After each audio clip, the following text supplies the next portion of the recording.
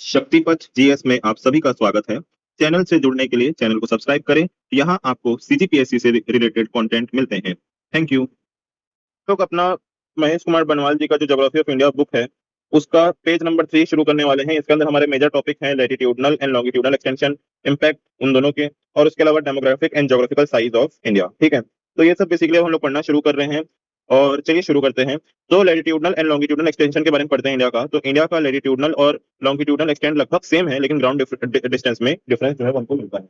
क्या बोल रहा है ये? इंडिया का जो लैटिट्यूडनल एक्सटेंट है और जो लॉन्गिट्यूडनल एक्सटेंट है वो ऑलमोस्ट सेम है, ठीक है, लेकिन ग्राउंड डिस्टेंस के अंदर हम लोग को जो है डिफरेंस कहीं ना कहीं इसमें मिलता है। इसका मेन रीजन क्या है? इसका मेन रीजन ये है कि दोनों लैटिट्यूड के बीच का जो डिस्टेंस है वो हमेशा सेम रहता है, और दोनों लेकिन लॉन्गिट्यूड्स जो है उसका डिस्टेंस पोल की तरफ जाने पे कम हो जाता है। ठीक है, तो क्या इसका रीजन है? दोनों लैटिट्यूड्स का जो डिस्टेंस है, उसके बीच का जो डिस्टेंस है, दोनों लैटिट्यूड्स के बीच का जो डिस्टेंस है वो हमेशा ऑलमोस्ट लगभग सेम ही रहता है ना। लेकिन दोनों लॉन्गिट्यूड्स जब पोल की तरफ जो है जाना शुरू करती हैं तो उनका डिस्टेंस जो है वो कहीं ना कहीं थोड़ा थोड़ा कम होना शुरू हो जाता है। इसी कारण से हम लोग बोल सकते हैं कि इंडिया जो है वो जो उसका ईस्ट वेस्ट एक्सटेंट है वो उसके नॉर्थ वेस्ट एक्सटेंट से थोड़ा बहुत कम है। इसलिए हम लोग क्या बोल सकते हैं कि इंडिया का जो ईस्ट वेस्ट एक्सटेंट है वो उसके नॉर्थ साउथ एक्सटेंट से थोड़ा सा कम है। क्लियर? जैसा कि हम लोग बात कर सकते हैं तो इंडिया का जो नॉर्थ साउथ लेंथ है वो है ऑलमोस्ट 3214 किलोमीटर, वेयर उसका ईस्ट वेस्ट जो चौड़ाई है इंडिया का है ना वो ऑलमोस्ट 2933 किलोमीटर के आसपास आता है। ठीक है, 2933 किलोमीटर के आसपास ये बेसिकली आता है। इसलिए इंडिया का जो जो शेप है, मेनलैंड इंडिया का जो शेप है वो क्वाड्रेंगुलर है, बेसिकली चतुर्भुज आकार का है। ठीक है, इसलिए इंडिया का जो शेप है वो क्या है? वो क्वाड्रेंगुलर है, वो चतुर्भुज आकार का बेसिकली है। क्लियर? यहाँ तक दिक्कत, यहाँ तक परेशानी नहीं है? नहीं है। अब हम लोग बात करते हैं इम्पैक्ट ऑफ लैटिट्यूडनल एक्सटेंशन के बारे में। तो जो लैटिट्यूडनल एक्सटेंशन हुआ उसका इम्पैक्ट बेसिकली क्या पड़ा है? तो ट्रॉपिकल एंड सब ट्रॉपिकल लोकेशन के बारे में बात करें तो tropic of cancer 23 degree north से इंडिया को दो पार्ट्स के अंदर डिवाइड करता है। क्या करता है? ट्रॉपिक ऑफ कैंसर जो है वो 23 डिग्री नॉर्थ से बेसिकली इंडिया को दो पार्ट्स के अंदर डिवाइड करता है। ठीक है, जो कि है बेसिकली आपके नॉर्थ इंडिया और साउथ इंडिया। तो नॉर्थ और साउथ का डिवाइड वैसे लैंग्वेज के बेसिस में या रीजन के बेसिस में नहीं है, बल्कि एक्चुअल में जो ट्रॉपिक ऑफ कैंसर है वो भी वो काम कर देता है। ठीक है, ट्रॉपिक ऑफ कैंसर के जो साउथ वाला जोन है, बेसिकली साउथ इंडिया है, वो हमारा बेसिकली ट्रॉपिकल जोन के अंदर आता है। ठीक है, तो ट्रॉपिक ऑफ कैंसर के साउथ वाला जो एरिया वो क्या है? वो बेसिकली ट्रॉपिकल जोन के अंदर आता है। वेयर जो नॉर्थ इंडिया है, जो हमारा नॉर्थ वाला एरिया ट्रॉपिक ऑफ कैंसर का, वो बेसिकली सब ट्रॉपिकल जोन के अंदर आता है। वो किसके अंदर आता है? वो सब ट्रॉपिकल जोन के अंदर आता है। इसलिए इंडिया के अंदर दोनों ही क्लाइमेट मौजूद है। इसके अंदर ट्रॉपिकल क्लाइमेट भी मौजूद है और सब ट्रॉपिकल क्लाइमेट भी जो है मौजूद है। इसलिए इंडिया के अंदर क्या है? इसलिए इंडिया के अंदर दोनों ही टाइप के क्लाइमेट जो है मौजूद है, चाहे आपका ट्रॉपिकल क्लाइमेट हो या फिर सब ट्रॉपिकल क्लाइमेट हो। ठीक है, डिफरेंस जो है जनरली भाई आपके दिन की लंबाई के अंदर आता है। साउथ से नॉर्थ की तरफ जाने पर शॉर्टेस्ट डे और लॉन्गेस्ट डे का ड्यूरेशन का डिफरेंस बढ़ता जाता है। क्या बोल रहा है ये? साउथ से लेकर नॉर्थ की तरफ अगर आप जाएंगे तो शॉर्टेस्ट डे और लॉन्गेस्ट डे का जो ड्यूरेशन है उसके बीच का जो डिफरेंस है वो कहीं ना कहीं बढ़ जाता है। केरला में शॉर्टेस्ट डे और लॉन्गेस्ट डे के बीच में लगभग 45 मिनट्स का डिफरेंस है। क्या बोल रहा है ये? केरला में शॉर्टेस्ट मतलब सबसे छोटा और सबसे लंबा दिन में ऑलमोस्ट 45 मिनट का डिफरेंस जो है वो मौजूद है। वेयर अगर आप लद्दाख में जाएंगे तो वहां पे शॉर्टेस्ट डे जो सबसे छोटा दिन है और लॉन्गेस्ट डे के बीच में कम से कम 5 घंटे का डिफरेंस है। तो यहाँ पे आपको समझ अब आ रहा होगा कि लैटिट्यूडनल एक्सटेंशन का इम्पैक्ट क्या पड़ रहा है कि भाई दोनों साउथ और नॉर्थ में जो लॉन्गेस्ट डे है और जो शॉर्टेस्ट डे है उसके बीच का डिफरेंस बढ़ते जाता है। केरला में जाओगे तो 45 मिनट का ही डिफरेंस है, कम है ना। वेरस अगर आप नॉर्थ में जाओगे तो वहां पे भाई जैसे हमारा सबसे ज्यादा नॉर्थ क्या होगा? लेह लद्दाख होगा। ठीक है, तो वहां पे ऑलमोस्ट 5 घंटे का डिफरेंस जो है वो आपको यहाँ पे देखने को मिल जाएगा। अब यहाँ पे क्लाइमेट में भी इम्पैक्ट आता है इसके कारण। अब देखो क्या हो रहा है, नॉर्थ इंडिया जो है वो इक्वेटर से बहुत ज्यादा दूर है, इसलिए नॉर्दर्न इंडिया को सन का जो हीट है वो कंपैरेटिवली कम मिलता है। क्या है? नॉर्थ इंडिया जो है वो इक्वेटर जो होता है उससे थोड़ा सा दूर है, इसलिए वहां पे आप देखोगे थोड़ा सा भाई वहां पे क्लाइमेट जो है कंपैरेटिवली कोल्डर होता है, थोड़ा ठंडा होता है, और सन जो है वो कंपैरेटिवली कम हीट जो है देता है। वेर साउथ इंडिया के अंदर आप जाओगे जैसे कि केरला हो गया, तमिलनाडु हो गया, कर्नाटक हो गया, तो वहां पे ये जो इक्वेटर है उसके थोड़े से पास हैं इन लोग, इसलिए सन से इनको ज्यादा हीट रिसीव होती है, और इसी कारण साउथ इंडिया का क्लाइमेट जो है वो थोड़ा सा गर्म रहता है, थोड़ा सा वार्म रहता है। ठीक है, तो यहाँ पे क्या बोल रहा है कि साउथ इंडिया जो है वो इक्वेटर के थोड़े पास है। ठीक है, इसलिए इसको हीट ज्यादा मिलती है, और इसलिए जनरली भाई आपका जो है यहाँ पे जो गर्मी है वो थोड़ी सी ज्यादा रहती है। इसका बेसिकली इंपैक्ट जो है वो सबसे ज्यादा पड़ता है फ्लोरा और फौना के ऊपर। लैटिट्यूडनल एक्सटेंशन की वजह से इंडिया में क्लाइमेट में वेरिएशन जो है हमको बहुत ज्यादा मिलता है। क्या बोल रहा है? लैटिट्यूडनल एक्सटेंशन की वजह से इंडिया में क्लाइमेट में वेरिएशन हमको बहुत ज्यादा मिलता है। इसी क्लाइमेट वेजिटेशन के कारण इंडिया में फ्लोरा वेजिटेशन में भी बहुत ज्यादा डाइवर्सिटी मिलती है, और फौना जो कि वाइल्ड लाइफ है उसमें भी हमको बहुत ज्यादा डाइवर्सिटी जो है देखने को मिलती है। तो लैटिट्यूडनल एक्सटेंशन की वजह से क्या होता है, इंडिया में बेसिकली क्लाइमेट में भी बहुत ज्यादा वेरिएशन मिलती है, और वेरिएशन होने के कारण जो फ्लोरा और फौना है उसमें बहुत ज्यादा वेरिएशन मिलती है, चाहे आपका वेजिटेशन हो या वाइल्ड लाइफ हो। क्लियर है? यहाँ तक कोई परेशानी नहीं, तो आपका इंपैक्ट ऑफ लैटिट्यूडनल एक्सटेंशन खत्म होता है। तो हम लोग बात करते हैं इम्पैक्ट ऑफ लॉन्गिट्यूडनल एक्सटेंशन के बारे में। ठीक है, अभी तक हम लोग ने लैटिट्यूड का पूरा पढ़ा अच्छे से, मेरे हिसाब से आप लोग को समझ आ भी गया होगा। अब हम लोग लॉन्गिट्यूडनल एक्सटेंशन के बारे में बात करते हैं। तो देखो 82 डिग्री ईस्ट से हमारा लॉन्गिट्यूड लाइन जो है वो इंडिया से गुजरता है। इसको हम लोग इंडियन स्टैंडर्ड मेरिडियन के नाम से भी जानते हैं। ये बेसिकली भाई आपका मिर्जापुर प्रयागराज उत्तर प्रदेश से पास होता है। इसको याद करने की आपको जरूरत नहीं है, वेब सीरीज देखो सबको याद है ना। तो क्या बोल रहा था मैं, 82 डिग्री 30 ईस्ट से हमारा जो लॉन्गिट्यूडल लाइन है वो बेसिकली गुजरता है। इसको हम लोग इंडियन स्टैंडर्ड मेरिडियन के नाम से भी जानते हैं। ये मिर्जापुर प्रयागराज उत्तर प्रदेश के पास से निकलता है। इसी लॉन्गिट्यूड के बेसिस पर इंडियन स्टैंडर्ड टाइम जो है उसको डिटरमाइन किया गया है। क्या किया गया है, इसी लॉन्गिट्यूड के बेसिस पर हमारा इंडियन स्टैंडर्ड टाइम जो है उसको बेसिकली डिटरमाइन किया गया है। ठीक है, जो हमारा ये इंडियन स्टैंडर्ड मेरिडियन है या फिर जो स्टैंडर्ड मेरिडियन है वो इंडिया को लगभग 2 इक्वल हाउस में डिवाइड कर देता है। ठीक है, ये जो हमारा क्या है, जो स्टैंडर्ड मेरिडियन है वो इंडिया को लगभग 2 इक्वल हाउस में डिवाइड कर देता है। अब कौन कौन से स्टेट्स हैं जिसके थ्रू ये आपका स्टैंडर्ड मेरिडियन पास होता है या फिर जो लॉन्गिट्यूडनल लाइन है वो बेसिकली पास होता है। तो 82 डिग्री 30 ईस्ट से ये लॉन्गिट्यूडनल लाइन जो है वो बेसिकली 5 स्टेट से पास होता है, जो कि है उत्तर प्रदेश, मध्य प्रदेश, छत्तीसगढ़, उड़ीसा और आंध्र प्रदेश। कौन कौन से हैं, उत्तर प्रदेश, मध्य प्रदेश, छत्तीसगढ़, उड़ीसा और आंध्र प्रदेश। सब बॉर्डर स्टेट है, सब एक दूसरे से लगे हुए हैं। ठीक है, अब देखो जो 82 डिग्री 30 ईस्ट था उसी को हम लोग स्टैंडर्ड मेरिडियन क्यों सेलेक्ट किए। तो देखो दुनिया के देशों में स्टैंडर्ड मेरिडियन जनरली 7 डिग्री 30 के मल्टीपल्स पर सेलेक्ट किया जाता है। ठीक है, दुनिया के देशों में क्या होता है, जो स्टैंडर्ड मेरिडियन है वो जनरली 7 डिग्री 30 के मल्टीपल्स के बेसिस पर सेलेक्ट किया जाता है। इसी रीजन से इंडिया ने 82 डिग्री 30 ईस्ट जो लॉन्गिट्यूड है उसको बेसिकली स्टैंडर्ड मेरिडियन के रूप में अडॉप्ट किया। तो बेसिकली दुनिया वाले मान रहे थे तो हम भी मान गए। इसी रीजन से क्या हुआ, इंडिया ने 82 डिग्री 30 ईस्ट को जो लॉन्गिट्यूड है जो कि पास होता है इंडिया से, उसको बेसिकली स्टैंडर्ड मेरिडियन के रूप में अडेप्ट किया। क्लियर है। अब इसका इंपॉर्टेंस क्या है, आईएसटी की वजह से पूरी इंडिया में वॉचेस सेम टाइम शो करती है। क्या करती है भाई, इंडियन स्टैंडर्ड टाइम या फिर जो स्टैंडर्ड मेरिडियन है उसी की वजह से जो हमारे भारत में जितने भी घड़ी हैं वो सब सेम टाइम जो है वो बेसिकली शोकेस करते हैं।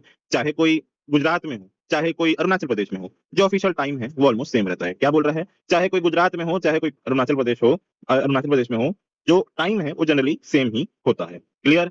इसके अलावा सनराइज टाइम में तो भाई डिफरेंस है। सन सबसे पहले इंडिया के ईस्टर्न पार्ट में राइज होता है। ठीक है, अरुणाचल प्रदेश में अगर आप जाओगे तो वो भाई गुजरात से अगर उसको कंपेरिजन करोगे तो लगभग 2 घंटे पहले ही सन वहां पे आ जाता है। ठीक है, लेकिन स्टिल पूरा देश में आईएसटी ही फॉलो किया जाता है।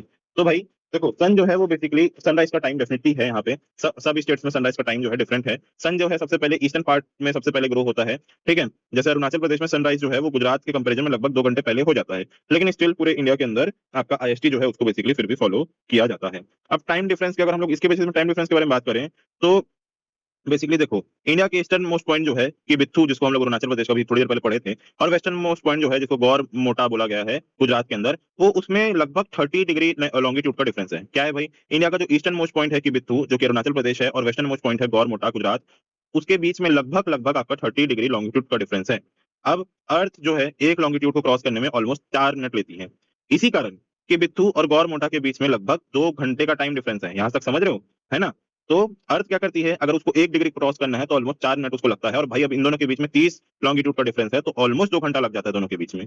ठीक है, इसी कारण इसी कारण क्या होता है, मल्टीपल टाइम जोन्स जो है बहुत सारे दूसरे कंट्रीज के अंदर फॉलो किए जाते हैं। कुछ देशों में ईस्ट और वेस्ट का एक्सटेंट इतना बड़ा है कि उनको मल्टीपल टाइम जोन जो है वो फॉलो करने पड़ते हैं। फॉर एग्जांपल आपका यूनाइटेड स्टेट ले लो, वहां पे 7 टाइम जोन जो है मौजूद हैं, और रशिया ले लो वहां पे 11 टाइम जोन मौजूद हैं, लेकिन इंडिया के अंदर सिर्फ 1 आईएसटी या फिर इंडियन स्टैंडर्ड टाइम जो है उसको इस्तेमाल किया जाता है। तो इसमें हम लोग क्या पढ़े कि भाई मल्टीपल टाइम जोन जो है वो फिर भी एग्जिस्ट करते हैं। फॉर एग्जांपल ईस्ट और वेस्ट का एक्सटेंट अगर बहुत ज्यादा होता है तो कंट्रीज जो है मल्टीपल टाइम जोन का इस्तेमाल कर लेती हैं। फॉर एग्जांपल इंडिया के अंदर भाई यूनाइटेड स्टेट्स में आप जाओगे सॉरी, तो वहां पे 7 टाइम जोन जो है मौजूद है, और रशिया में जाओगे तो भाई वहां पे 11 टाइम जोन मौजूद है, लेकिन इंडिया में सिर्फ एक ही टाइम जोन जो है मौजूद है। और इसी वजह से भाई आपका एक सेपरेट टाइम जोन की जो है डिमांड की जा रही है नॉर्थ ईस्ट इंडिया के लोगों के द्वारा, जिसको उन्होंने बेसिकली बोला है चाय बगान टाइम जोन। ठीक है, या फिर टी गार्डन टाइम उन्होंने बेसिकली बोला है। ये बेसिकली प्रपोज्ड आपका टाइम जोन है जिसका डिमांड नॉर्थ ईस्ट की तरफ से आ रहा है। इसका मेन ऑब्जेक्टिव यही है कि भाई जो आपका नॉर्थ ईस्ट है उसमें जो जल्दी सनराइज हो रहा है, जो जल्दी सनसेट हो रहा है, उसको बेटर यूटिलाइज किया जाए।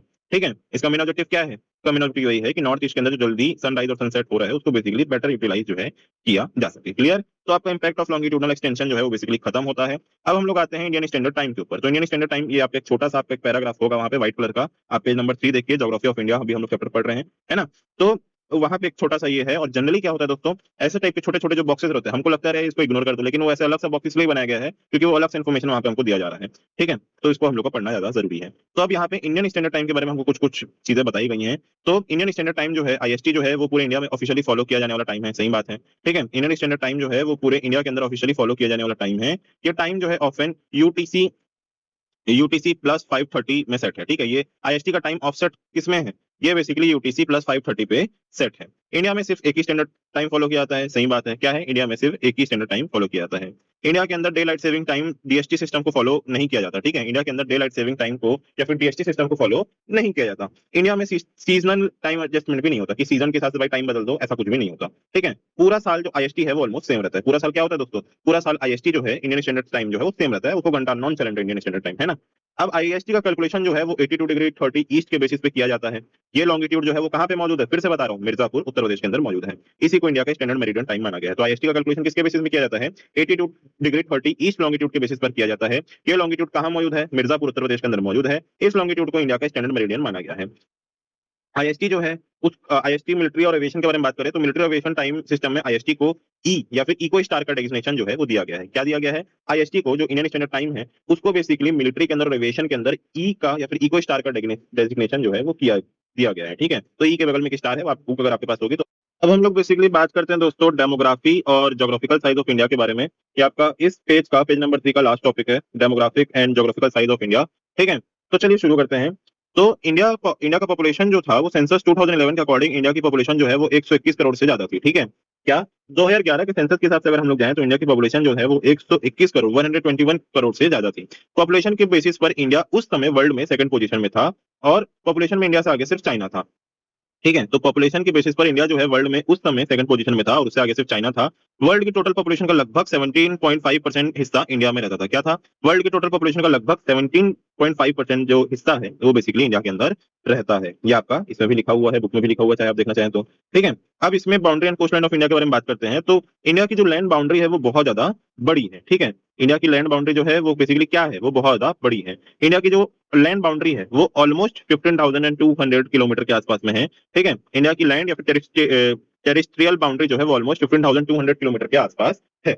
इंडिया की लैंड बाउंड्री उसकी मेन लैंड कोस्ट लाइन से लगभग 2 गुना बड़ी है, ठीक है। तो इंडिया का जो लैंड बाउंड्री है वो उसकी कोस्ट लाइन से ऑलमोस्ट 2 गुना बड़ी है, क्लियर है। इसके अलावा हम लोग बात करते हैं तो इंडिया की कोस्ट लाइन के बारे में। तो इंडिया का जो मेन लैंड, इंडिया की जो कोस्ट लाइन है वो ऑलमोस्ट 6100 किलोमीटर के आसपास है। और अंडमान और निकोबार को आप मिलाएंगे, आइसलैंड को मिलाएंगे और उसके अलावा लक्षद्वीप आइसलैंड को आप मिला देंगे तो 7516.6 किलोमीटर के आसपास मौजूद है ये, ठीक है। 75 तो 16.6 किलोमीटर के आसपास ये मौजूद है अगर आप अंडमान और निकोबार आइसलैंड को मिला देंगे। और गुजरात की कोस्ट लाइन जो है वो इंडिया में सबसे लंबी कोस्ट लाइन है। तो आप में से कई लोग अभी इसको पढ़ रहे होंगे तो आपको लग रहा होगा कि हाँ भाई ये फिर से रिपीटेड है, तो हाँ भाई यही है ज्योग्राफी, बहुत बार फैक्ट जो है वो रिपीट होते रहते हैं, ठीक है। इसके अलावा हम लोग बात करें पेनिनसुलर लोकेशन की इंडिया की। तो इंडिया का पेनिनसुलर पार्ट इंडियन ओशन की तरफ प्रोजेक्ट करता है। क्या करता है, इंडिया का जो पेनिनसुलर पार्ट है वो बेसिकली इंडियन ओशन की तरफ प्रोजेक्ट करता है। इसी वजह से इंडियन ओशन को 2 मेजर पार्ट्स के अंदर डिवाइड किया गया है, जो कि ईस्ट में है बे बंगाल और वेस्ट में है आपका अरेबियन सी। तो इसी वजह से, किस वजह से, कि भाई इंडिया का पेनिनसुलर पार्ट इंडियन ओशन की तरफ प्रोजेक्ट करता है, इसी वजह से इंडियन ओशन को 2 पार्ट्स के अंदर डिवाइड किया गया है, जो कि है भाई आपका ईस्ट के अंदर आपका वेस्ट बंगाल और वेस्ट की तरफ आपका है अरेबियन सी। अब इसके अंदर आपको आएगा कि पेनिनसुला भाई क्या होता है।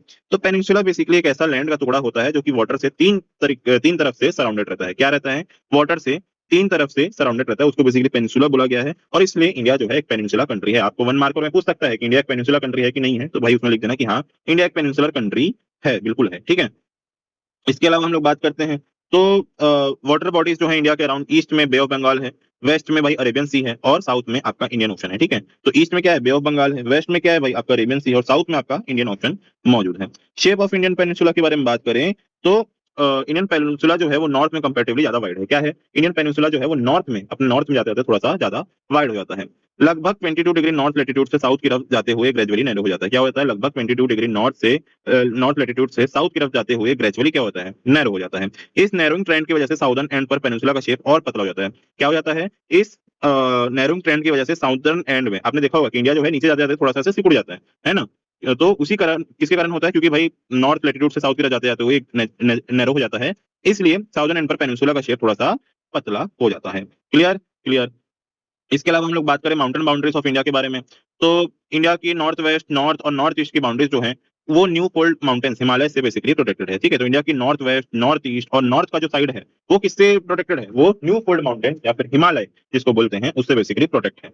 और हिमालय जो है वो इंडिया के लिए एक नेचुरल बैरियर की तरह काम करता है। क्या करता है हिमालय हमारे लिए, वो एक नेचुरल बैरियर की तरह काम करता है। इसके अलावा आता है भाई आपका कुमारी नेस। कुमारी नेस क्या है भाई, आपका कन्याकुमारी है, ठीक है। इंडिया की साउदर्न टिप पर मेन लैंड का शेप नेस में बदल जाता है। क्या हो जाता है, इंडिया की साउदर्न टिप में सबसे ज्यादा नीचे आप दक्षिण की तरफ जाएंगे तो इंडिया का जो मेन लैंड का जो शेप है वो नेस की तरह हो जाता है, इसलिए इसको कुमारी नेस बोला गया है। इस साउदर्न प्रोजेक्शन को कुमारी नैस या फिर कन्याकुमारी नैस बोला जाता है। ठीक है, इस साउदर्न प्रोजेक्शन को क्या बोला जाता है? कुमारी नैस या फिर कन्याकुमारी नैस जो है बेसिकली बोला जाता है। ये इंडियन ओशन की तरफ ग्रेजुअली नैरो होता है। क्या होता है? इंडियन ओशन की तरफ नेचुरली नैरो होते जाता है। और कन्याकुमारी मेनलैंड इंडिया का साउदर्न मोस्ट पॉइंट है। क्या है? कन्याकुमारी जो है वो मेनलैंड इंडिया का सदर्न मोस्ट पॉइंट बेसिकली है। विद दिस आपका ये वाला टॉपिक जो है कंप्लीटली खत्म होता है और पार्ट 2 जो है हम लोग ने बेसिकली खत्म कर दिया है। पेज नंबर 3 हम लोग ने इसमें पढ़ा था। अब हम लोग अगले वीडियो में पेज नंबर 4 का शुरुआत करेंगे, जहां पे हम लोग नेस क्या होता है उसके बारे में पढ़ेंगे। थोड़ा सा एक छोटा सा है, ठीक है। और कोस्टल स्टेट्स और यूनियन टेरिटरीज ऑफ इंडिया, तो कोस्टल लेवल पे उनकी क्या बॉर्डर बाउंड्री लाइन है उसको हम लोग पढ़ेंगे। आइसलैंड ग्रुप्स ऑफ इंडिया को पढ़ेंगे, टेरिटोरियल वाटर्स को पढ़ेंगे। और इसके अलावा हम लोग जो है डिफरेंट डिफरेंट भाई आपके जो स्टेट्स हैं, यूनियन टेरिटरीज हैं, उनके ऑफिशियल लैंग्वेजेस क्या हैं, वो सबको पढ़ेंगे। पेज नंबर 6 और 7 इसके अंदर इंक्लूड होंगे, इंक्लूडिंग 5। और पेज नंबर 8 वगैरह भी जो है इसमें इंक्लूड होंगे। विद दिस आपका वाला टॉपिक कंप्लीटली खत्म होता है। प्रेम से बोलो दुर्गा मैया की जय।